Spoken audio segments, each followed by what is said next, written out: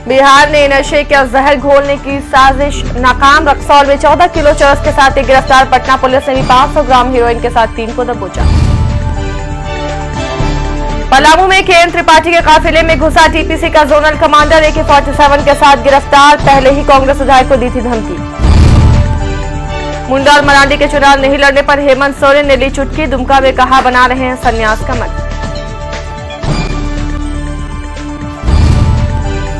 और गठबंधन को लेकर दिल्ली में शकील अहमद और लालू की मुलाकात। पटना में रघुवंश प्रसाद के घर पर आरजेडी नेताओं ने भी किया मंथन।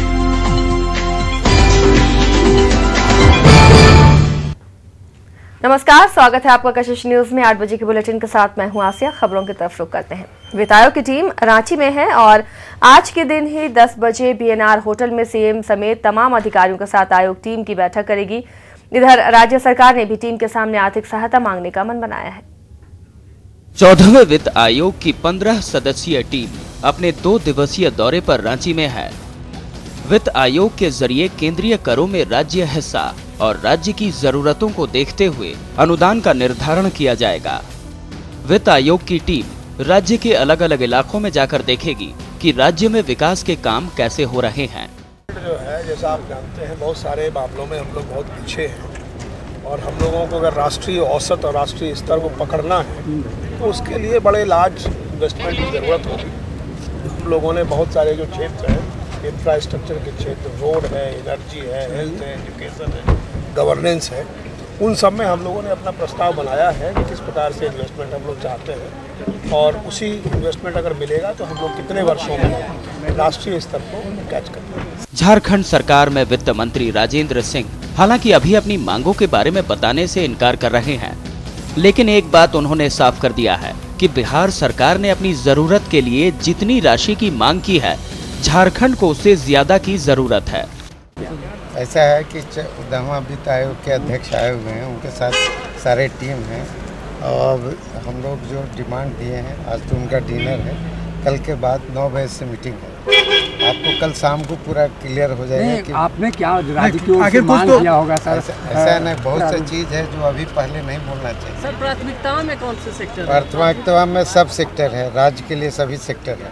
आपको कल पता चल जाएगा कौन कौन से। सर, पड़ोसी राज्य बिहार में 65,000 करोड़ रुपए का डिमांड हुआ है। झारखंड के अलग, जैसा कि आप भी बता रहे हैं, आपको क्या लगता है? हम लोग उससे ज्यादा मांग रहे हैं। 9 और 10 जनवरी को वित्त आयोग की टीम रांची में मुख्यमंत्री से लेकर आला अधिकारियों के साथ एक बैठक करेगी। इस दौरान झारखंड सरकार अपनी मांगे रखेगी। 14वें वित्त आयोग की टीम के सामने झारखंड सरकार सभी विभाग के विकास के लिए राशि की मांग रखने वाली है। लेकिन एक बड़ा सच ये भी है कि पिछले 13 सालों में झारखंड सरकार बजटीय राशि खर्च करने में फिसड्डी रही है। अपने सहयोगी शशि प्रताप के साथ राज सिंह, कशिश न्यूज, रांची।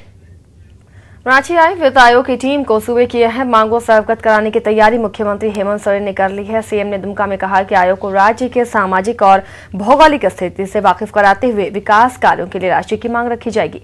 वहीं बार बार ददई के बयानों को लेकर उन्होंने यूं तो कन्नी काटनी चाहिए, लेकिन इशारों में इतना जरूर कहा कि ददई को अगर कोई परेशानी है तो सीधे बात करें, उनके हर सवाल का जवाब दिया जाएगा। प्रेस में बोले तो प्रेस मैं जब हमारे सामने जब ये बातें रखेंगे तब मैं उनको जवाब अपने अपने तरीके से अपने मांगों को रखते हैं। हम लोग भी अपने भौगोलिक, अपने यहाँ के व्यवस्था के हिसाब से जो हम लोगों को बेहतर विकास के लिए जरूरत होगी वो हम लोग डिमांड रखेंगे। पिछले बार जहाँ तक हमें मालूम है कि 1,13,000 करोड़ की हम लोगों की मांग रही थी।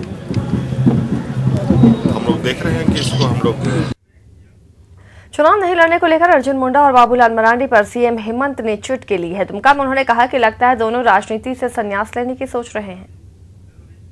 जो है चुनाव नहीं लड़ने जा रहे हैं, मतलब राजनीति संन्यास है क्या? पता नहीं, अब धीरे धीरे क्या क्या उनको घोषणा होगा वो तो आने वाला समय पता चलेगा। अगर औरों की तरह आपको लगता है कि झारखंड मुक्ति मोर्चा भी है तो मुझे नहीं लगता है ये बेहतर होगा कि किसी के निर्णय पर हम कोई प्रतिक्रिया। रांची में आज कांग्रेस कार्य समिति की बैठक होनी है। बताया जा रहा है कि 8 साल बाद प्रदेश कांग्रेस कार्य समिति के सदस्य एक छत के नीचे बैठेंगे। इस बैठक में लोकसभा चुनाव को लेकर मंथन होगा। पार्टी का कहना है कि भले ही जेएमएम के साथ उनका 10-4 का समीकरण तय है, लेकिन पार्टी सभी 14 सीटों पर अपनी तैयारी को लेकर चर्चा करेगी। इसके अलावा प्रत्याशियों के नाम पर भी चर्चा होगी। हाल ही में न्यूनतम साझा कार्यक्रम के तहत जिन विधायकों और मंत्रियों को लक्ष्य के साथ डेडलाइन दिया गया है, उसकी भी समीक्षा होगी। बैठक में झारखंड कांग्रेस के प्रभारी बीके हरिप्रसाद भी हिस्सा लेंगे। और निश्चित तौर पर यह बैठक काफी महत्वपूर्ण है और इस पर जो हमारे केंद्रीय आलाकमान हैं, आप भी देख रहे हो कि इधर लगातार सरकार गठन के बाद जो हम लोग न्यूनतम साझा कार्यक्रम लेकर के जो चल रहे हैं और उस पर धरातल पर उतारने को लेकर के आज हमारे जितने भी कांग्रेस कोटे के जो मंत्री हैं उनको भी एक टाइम फ्रेम दिया गया है कि इस टाइम फ्रेम के अंदर आपको इन सारे कामों को करना है। हम लोग तो तैयारी 14 सीट पर कर रहे हैं, लेकिन उन सीटों के साथ साथ हमारे प्रत्याशी वहां पर कौन से मजबूत प्रत्याशी होंगे, कौन कैसे हम लोग मैदान। तो कांग्रेस सभी 14 सीटों पर तैयारी करने की बात कह रही है और आज की बैठक काफी अहम मानी जा रही है। हमारे सहयोगी अविनाश हमारे साथ फोन लाइन पर जुड़े हुए हैं। अविनाश, आज कार्य समिति की बैठक होनी है कांग्रेस की, काफी अहम ये बैठक मानी जा रही है। कितने बजे से ये बैठक शुरू होगी और कौन कौन से बड़े चेहरे शामिल होंगे? देखिए, ये बैठक करीब 11:30 बजे दोपहर से शुरू होगी और इसमें बीके हरिप्रसाद समेत सीएलपी लीडर, झारखंड प्रदेश कांग्रेस के अध्यक्ष सुखदेव भगत, इसके अलावा कई विधायक होंगे और कई मंत्री भी होंगे। जो कांग्रेस कोटे के 5 मंत्री हैं उनमें से सभी तो नहीं, लेकिन कुछ 2-3 मंत्री जरूर होंगे।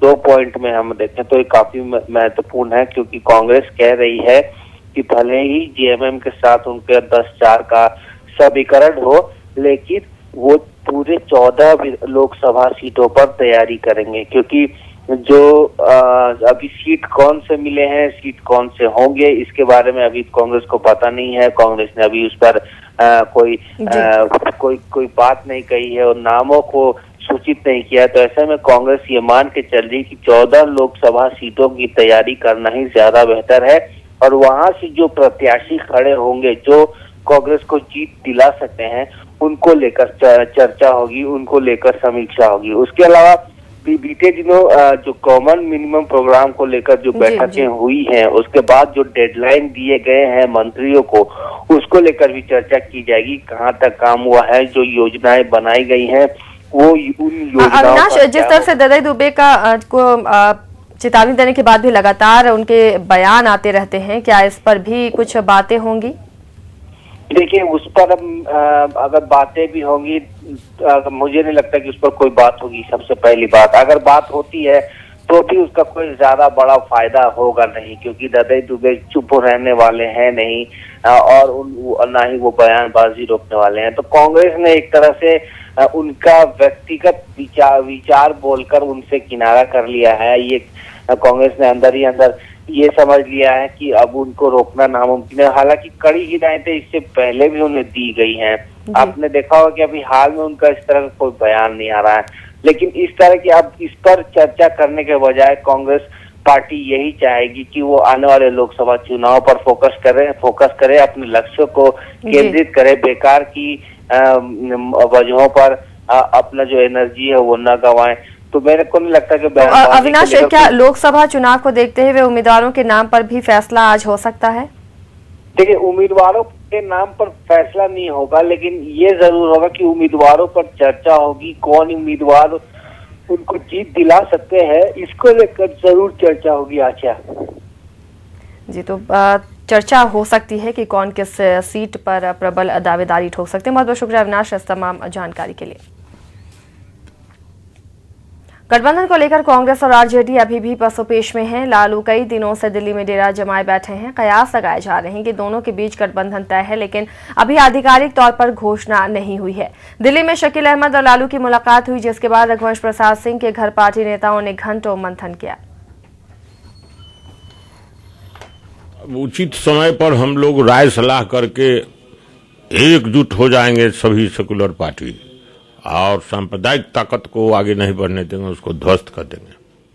जिस तरह से कहा जा रहा है कि अभी पासवान जी पूरे तरीके से माने नहीं हैं, खास करके सीट के शेयरिंग को लेकर के अभी दूसरे दौर की वार्ता चल रही है। तो जब तक सीट कमो बेश तय नहीं हो जाएगा तब तक ये सब खिंचाती नहीं चलती रहेगी। लेकिन असली तो है कि रे भाई ये जो नरेंद्र मोदी फुफकार रहे हैं तो उनको तो पछाड़ना न पड़ेगा। तो सभी सेकुलर पार्टी एकजुट नहीं होंगे। देश की पुकार है, देश बचाना है, तो इसलिए। इधर जेडीयू से गठबंधन को लेकर एलजेपी उलझन में है। पार्टी संसदीय बोर्ड के अध्यक्ष चिराग पासवान ने साफ किया है कि गठबंधन को लेकर पार्टी कोई जल्दबाजी नहीं करेगी। जैसा मैंने कहा कि इसके ऊपर अभी पार्लियामेंट्री बोर्ड की बैठक होनी बाकी है और चुनाव में अभी समय है, तो इस बारे में भी कोई चर्चा, कोई विचार कुछ नहीं हो रहा है। अभी सिर्फ और सिर्फ गठबंधन संगठन को मजबूत करने की बात चल रही है। गठबंधन को लेकर, सीटों को लेकर कोई विचार नहीं हो रहा है। नहीं, बिल्कुल भी नहीं, बिल्कुल भी नहीं, बिल्कुल भी नहीं। इस तरह की कोई बातचीत नहीं। जैसे वही मैं दोहरा रहा हूँ कि अभी गठबंधन को लेकर, नए विकल्पों को लेकर अभी कोई चर्चा नहीं हो रही है, कोई बात नहीं हो रही है। चुनाव में अभी समय है, कोई भगदड़ी नहीं है। एक छोटा सा ब्रेक के लिए रुकते हैं, चल लौटेंगे।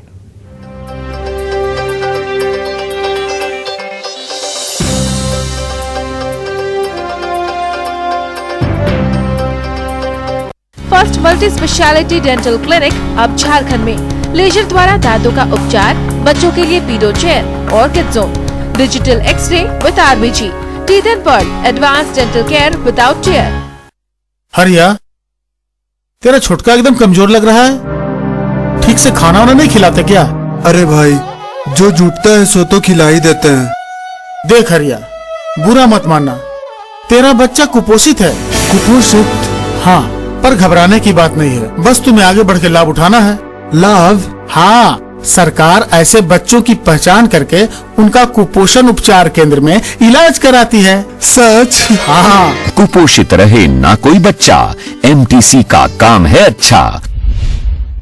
आस्तिक बिल्डकॉन प्राइवेट लिमिटेड के तरफ से तमाम भारतवासियों को और आस्तिक परिवार के तमाम ग्राहकों को नव वर्ष की हार्दिक शुभकामनाएं। झारखंड में अपार सफलता के बाद अब बिहार में भी आपके सपनों का होगा आशियाना। आरा, मोतिहारी, सिवान, औरंगाबाद, मुजफ्फरपुर में 24 घंटे बिजली पानी की सुविधा के साथ फ्लैट, डुप्लेक्स, सिंपलेक्स, साथ में मंदिर और चौड़ी सड़कें।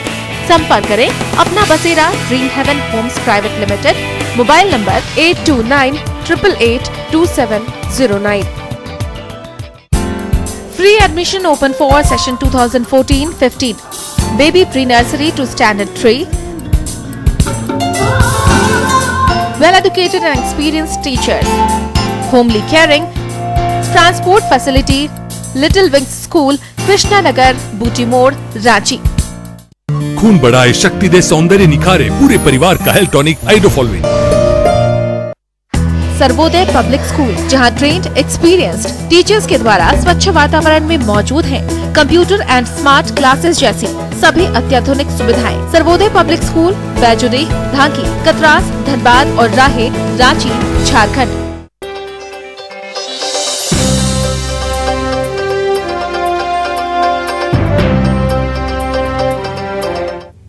ब्रेक के बाद बढ़ते हैं आगे। शेखपुरा में आज आम लोगों ने बंद का ऐलान किया है। फर्जी तरीके से बिजली बिल भेजने के मामले में ये बंद बुलाया गया है। जिले के लगभग 3000 लोगों को फर्जी बिल भेजा गया है। बंद को सीपीआई का भी समर्थन मिल रहा है। हमारे सहयोगी धर्मेंद्र फोन लाइन पर मौजूद हैं। धर्मेंद्र, क्या अपडेट है आपके पास बंद को लेकर? जी आसिया, मैं आपको बता दूं कि सबसे सोचनीय बात यह है कि पूरे जिला भर में लगभग 3000 लोगों से अधिक उपभोक्ताओं को बिल ऐसा भेजा गया है जिनका ट्रांसफार्मर भी जला हुआ है लगभग पिछले 5 वर्षों से। उसके बावजूद भी उनके यहाँ बिल आया, जिनके बिल ऐसा आया है जो कि आम किसान लोग बिल भुगतान कर नहीं पा सकते हैं। जैसे एक भी बिल को भेजा गया जिसका लगभग 20 से 25 हजार रुपए लगभग बिल आया है। इसी के खिलाफ में उपभोक्ता एवं सीपीआई के सहयोग से आज से पूरा बंद का आह्वान किया गया है। तो क्या धर्मेंद्र, लोगों ने बिजली विभाग से शिकायत नहीं की थी जो इस तरह फर्जी बिल भेजे गए हैं 3000 लोगों को? जी, क्वेश्चन किससे? धर्मेंद्र, 3000 लोगों को फर्जी बिल भेजा गया है, तो क्या इन लोगों ने पहले शिकायत की, बिजली विभाग के पास गए? जी, बिजली विभाग के पास जब उपभोक्ता लोग जाते हैं तो उपभोक्ता बिजली एसडीओ और एसक्यूडी के द्वारा बताया जाता है कि यहाँ से मैं किसी कीमत में बिजली बिल का सुधार नहीं कर सकता हूँ। जब भी होगा ये विभागीय बात है, विभाग से ही इसका सुधार हो पाएगा। और इसी के आक्रोश में लोग आज सड़क पर उतरने को तैयार हैं और शेखपुरा बंद करने का आह्वान किया है। जी चलिए धर्मेश, शुक्रिया सर तमाम जानकारी के लिए। तो लोग आजिज आकर आज बंद बुलाया है और इस बंद को सीपीआई का भी समर्थन मिल रहा है। आपको बता दें 3000 लोगों को फर्जी बिल भेजा गया है और सभी के बिल करीब 20 से 25 हजार रुपए के बीच है, जिससे लोग काफी परेशान हैं। बढ़ते हैं अगली खबर की तरफ। रक्सौल के परिवा ओपी से पुलिस ने 14 किलो चरस के साथ एक तस्कर को गिरफ्तार किया। पकड़ा गया शख्स नेपाल का नागरिक है, जो नेपाल से नशे की खेप लाकर बिहार के कई स्थानों पर सप्लाई करता था। बरामद चरस की कीमत करीब 28 लाख रुपए आंकी गई है।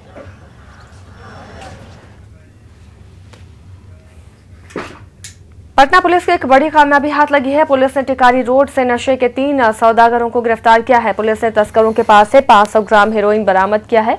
बता दें कि ये सभी नेपाल से हेरोइन लाकर पटना में सप्लाई करते थे और शातिराने तरीके से नौजवानों की रगों में नशा घोलते थे। गिरफ्त में आए सभी आरोपी सुपौल के रहने वाले हैं। पुलिस के मुताबिक इनके गिरोह में और भी सदस्य हैं, जिन्हें पकड़ने के लिए पुलिस छापेमारी कर रही है। ये लोग इसको लाते हैं, सुपौल जिला के रहने वाले हैं और इसमें मुख्य बात एक है कि ये यंग स्टूडेंट्स को, जो इंजीनियरिंग के स्टूडेंट्स हैं, उनको भी ये सप्लाई करते हैं, उनका करियर खराब करते हैं। एक लड़का जो है संगरूर से इंजीनियरिंग भी कर रहा है, मैकेनिकल इंजीनियरिंग, और इस जो कारोबार है उसमें भी शामिल है। तो ये बहुत ही एक गंभीर मामला है कि जो स्टूडेंट्स हैं उनको ये इस चीज़ का सेवन करवाया जा रहा है और उनका करियर बर्बाद किया जा रहा है। पटना पुलिस ने 3 शातिर लुटेरों को गर्दनीबाग थाना क्षेत्र से गिरफ्तार किया है। पकड़े गए आरोपियों के पास से पुलिस ने चोरी के लाखों रुपए और गहनों के साथ विदेशी मुद्रा भी बरामद की है। बता दें कि अपराधियों को उस वक्त पुलिस ने दबोचा जब वे लूट के माल का बंटवारा कर रहे थे। पुलिस ने इनसे चोरी के सामान खरीदने वाले शख्स को भी गिरफ्तार किया है।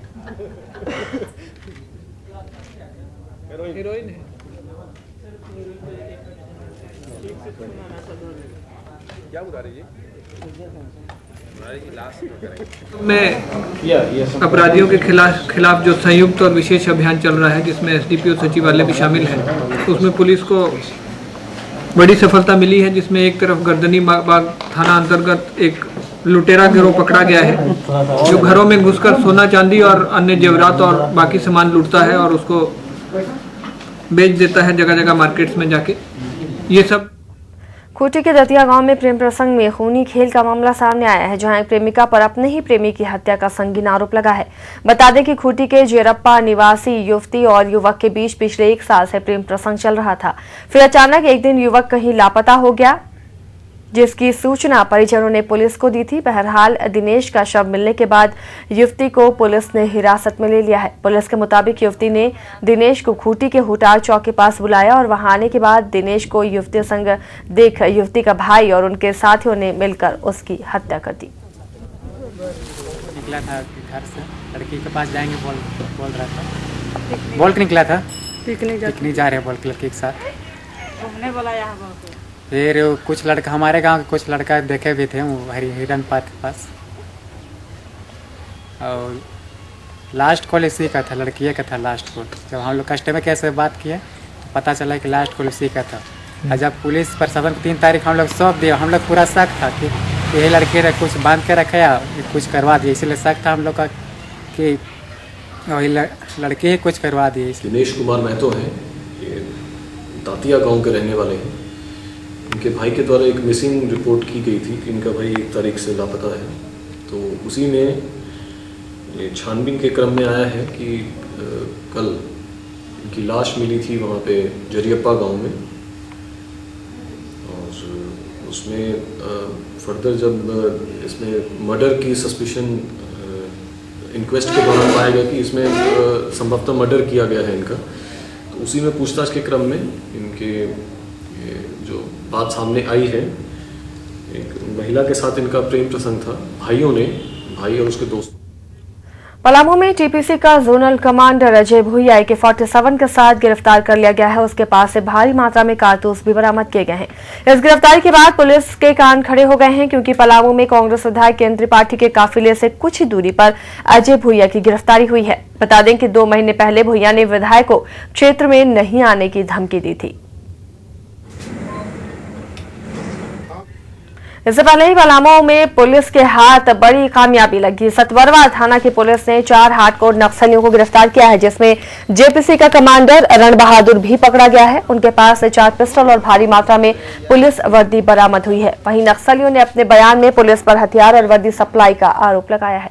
सतवरवा थाना से आज ग्राम दुलसुमा के पहाड़ी क्षेत्र से जेपीसी के 4 नक्सलियों की गिरफ्तारी हुई है, और जिसमें इनका नेतृत्व रण बहादुर सिंह कर रहा था। इन पर पूर्व में 7-8 मामले हैं, जिसमें यह पूर्व में 3 बार जेल जा चुका है। इसके साथ एक संजय सिंह है, वो भी ग्राम दुलसुमा का ही है। वो भी पूर्व में दो डकैती कांडों में जेल जा चुका है, और 8 साल जेल काटने के बाद हुआ।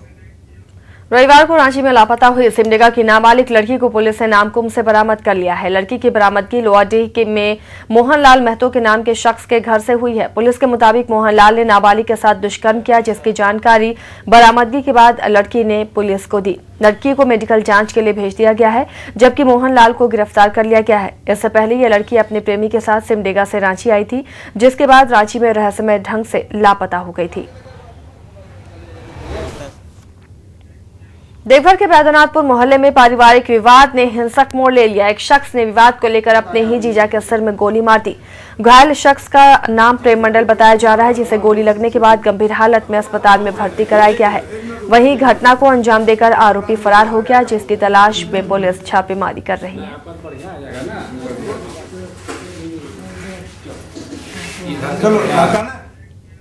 सहरसा से दरिंदगी की एक खबर सामने आई है। अमृत नामक एक युवक को उसके घर से बुलाकर बदमाशों ने उसकी आंखों पर छुरे से हमला कर दिया। घटना MLT कॉलेज मैदान के पास की है। युवक को जख्मी हालत में स्थानीय अस्पताल में भर्ती कराया गया, लेकिन डॉक्टरों ने हालात को देखते हुए इलाज करने से इनकार कर दिया। फिलहाल सदर थाने में मामला दर्ज कर पुलिस छानबीन में जुट गई है। पोजीशन तो गंभीर है, आंख कट गया है और अंदर का आइरिस पुतली बाहर आ गया है, और आंख और इसकी रोशनी दोनों खतरे में। क्या मतलब रोशनी लौटने की संभावनाएं हैं? हम लोग अभी इसका सिलाई करेंगे और रोशनी बचाने की पूरी कोशिश करेंगे, लेकिन जिस औजार से ये चोट लगा है वो तो स्टेरिलाइज होता नहीं है, जिसकी वजह से इन्फेक्शन के चांसेस बने। उसका मोबाइल ले लिया, और उसका मोबाइल लेने के बाद हमने तो उसको बोला कि एक छोटा सा ब्रेक ले रुकते हैं, चल लौटेंगे।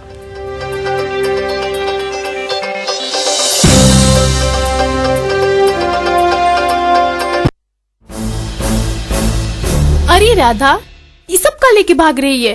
अब का बताएं गीता दीदी, नादानी हो गई है, गर्भ ठहर गया है, बस उसी को गिराने के लिए। आल जाल उपाय मतलब दूसरी नादानी।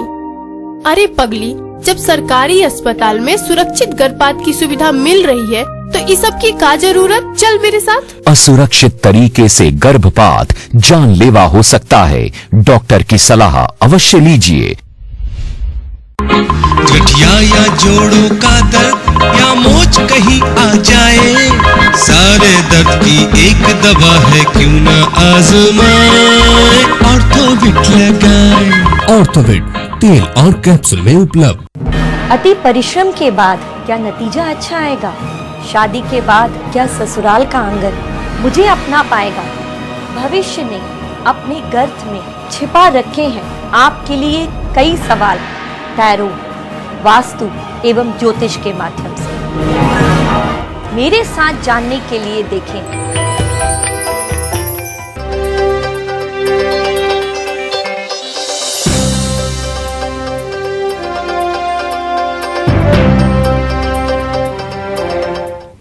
बढ़ते हैं आगे। नीतीश कुमार की मौजूदगी में बिहार कैबिनेट की बैठक में 9 मामलों पर मुहर लगी। इस बैठक में 131 माल गोदामों के निर्माण का फैसला किया गया, जिसकी लागत 506 करोड़ से ज्यादा की है।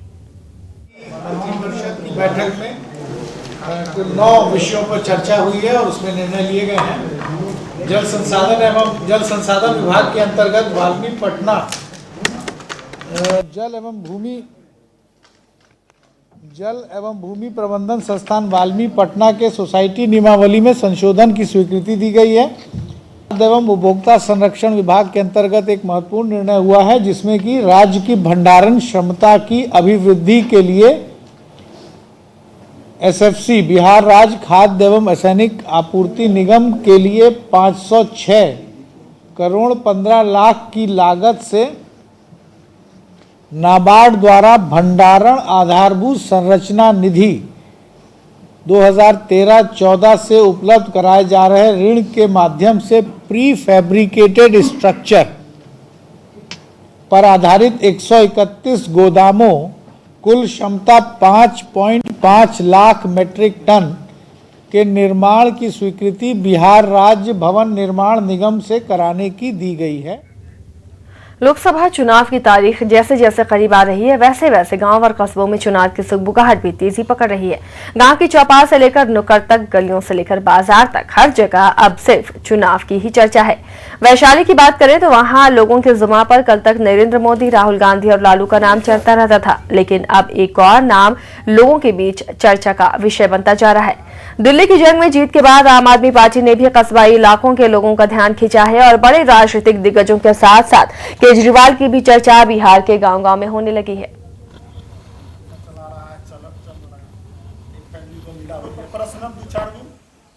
पर्सनल लोग लिया पार्टी है, वो आएगा वही विकास करेगा।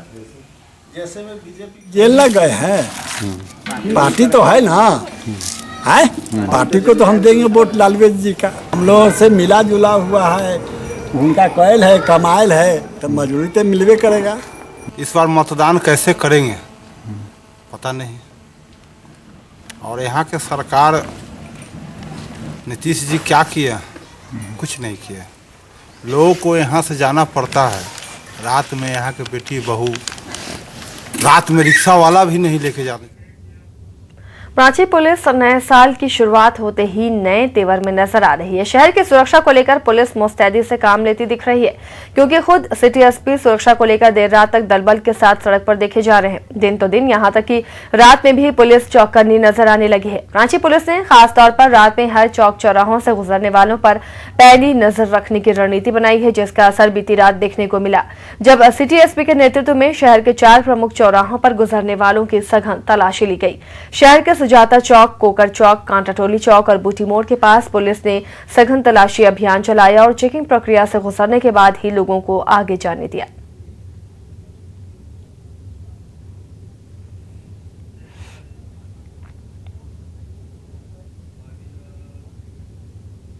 यूं तो रोहतास पुलिस अपराध पर नकेल कसने और नक्सलियों से लोहा लेने के दावे करती है, मगर जिले के कुछ थानों और चौकियों पर नजर डालें तो सारे दावों की हवा निकलती नजर आती है, क्योंकि मंजर जो बताते हैं उसका मजनून यही है कि पुलिस के जवान खुद ही सुरक्षित नहीं। ऐसे में सवाल उठना लाजमी है कि नक्सल प्रभावित जिले में पुलिस साधन और संसाधन के अभाव में कैसे करेगी लोगों की सुरक्षा।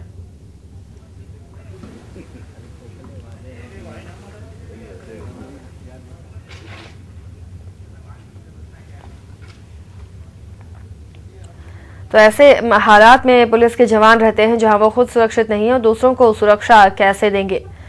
अपराध पर नकेल कसने और नक्सलियों से लोहा लेने का दावा करती है, लेकिन मगर जिले के कुछ थानों और चौकियों पर नजर डालेंगे तो सारे दावे बेकार साबित होते हैं। जर्जर भवन में पुलिस वाले रहते हैं और खुद ही उन्हें नहीं पता कि उनकी सुरक्षा कैसे होगी। कभी भी ये इमारत गिर सकते हैं। आप खुद देख सकते हैं कि ये इन मकान में छप्पर तक नहीं है। इस बुलेटिन में इतना ही, दीजिए इजाजत, नमस्कार।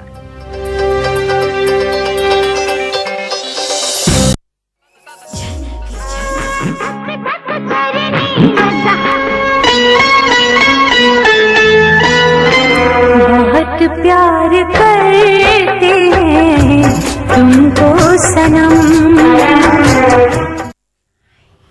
हेलो फ्रेंड्स, मैं हूं स्निग्धा और आप देख रहे हैं हमारा ये खास पेशकश। खत्म हो गया आपका लंबा इंतजार, बस पर्दे पर दिखने वाली है आपके हकीकत की मलिका। वो आ रही है डबल धमाल मचाने, जिनकी वापसी के साथ ही आपका दिल एक बार फिर करने लगेगा धक धक।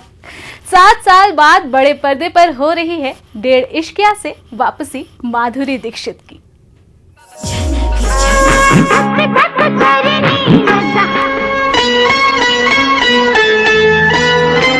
बहुत प्यार करते हैं तुमको सनम। बॉलीवुड की धक धक गर्ल माधुरी दीक्षित 7 साल के लंबे अंतराल के बाद सिल्वर स्क्रीन पर वापसी करने जा रही है। 7 साल पहले वो यशराज की फिल्म आजा नचले में नजर आई थी। वो फिल्म तो पिट गई, लेकिन 10 जनवरी को प्रदर्शित हो रही फिल्म डेढ़ इश्किया से हर किसी को बड़ी उम्मीद है।